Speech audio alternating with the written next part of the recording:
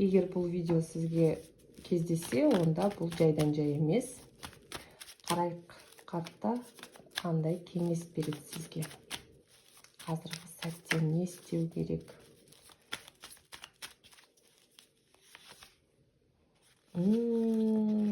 Қараңыз. Так, сізде мүмкін өмір барысында, мысалы үшін, сәтсіздіктер болады ғой, содан кейін адам баласы қорқып қалады сәтсіздіктерден. Сол сәтсіздіктерден қорқыныш сезімі бізге алдыға қадам жасағанға өте үлкен бөгет болады.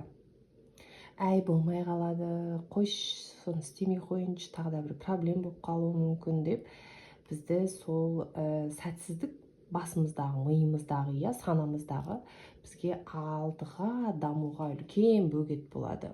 Сол себепті сәтсіздікті артта қалдырып, позитивті ойлап, алдыға қарай қадам жасау керек, достар. Бұл өмір болғаннан кейін тәжірибе болады. Сол себепті сәтсіздікті артта қалдырып, алдыға ұмтылыңыз дейді карта.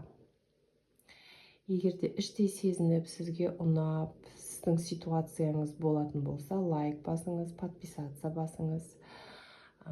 Сау болыңыздар.